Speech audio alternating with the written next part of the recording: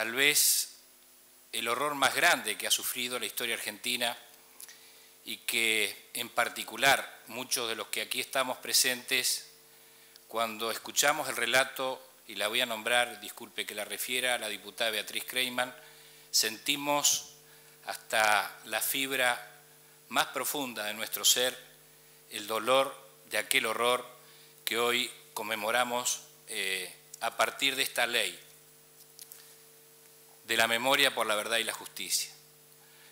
Pero como decía, en la búsqueda de esos puntos de encuentro quisiera dejar algunas reflexiones respecto de cómo llegamos al 24 de marzo de 1976. Refería el diputado que habló precedentemente que este no fue el primer golpe militar en la historia argentina. Hubieron otros. Y yo quiero recordar a partir del 55 porque creo que los anteriores fueron repudiables, pero no se inscriben en un momento del mundo en el que a partir de aquellos tratados de Yalta y de Potsdam, donde se selló con estos acuerdos la Segunda Guerra Mundial que le costó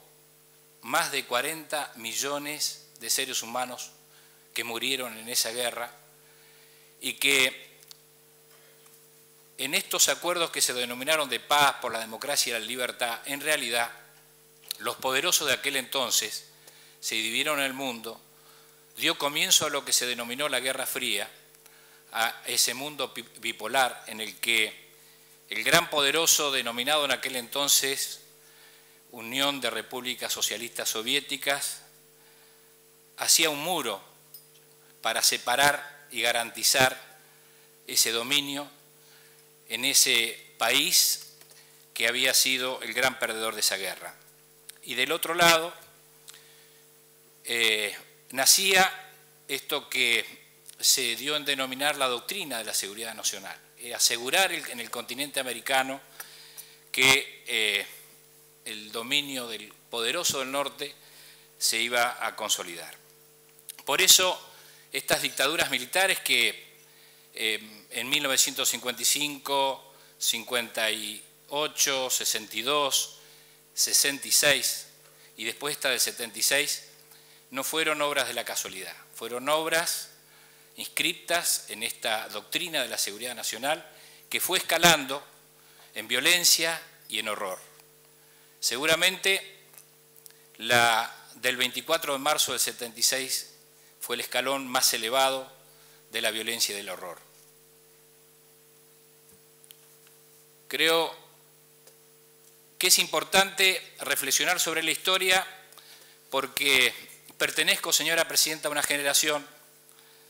que es la que aportó tal vez lo más puro de esa generación, que son los 30.000 desaparecidos, que hoy, como una parte oscura de nuestra historia, debemos mostrarle al mundo. Y en aquel entonces, allá por la década del 70, fines de la década del 60, nosotros reivindicábamos la guerra como un instrumento válido para la acción política.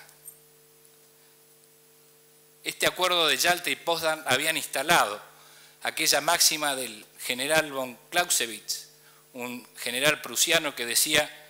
que la guerra era la política, la continuación de la política por otros medios. Era un acto político, decía Clausewitz, la guerra. Y nosotros habíamos llegado a pensar eso, producto de esto que se instaló, reitero, no solo en la Argentina, sino en toda América Latina. Hoy necesitamos recordarlo y quiero, señora Presidenta, felicitarla sinceramente porque que esta legislatura, como muchos cuerpos deliberativos elegidos por el pueblo de toda la República Argentina, sientan la obligación de expresar un compromiso y un testimonio con la memoria de lo que ocurrió, pero fundamentalmente un testimonio de nuestro compromiso con el nunca más que necesitamos garantizarle a las generaciones futuras. Gracias, señora Presidenta.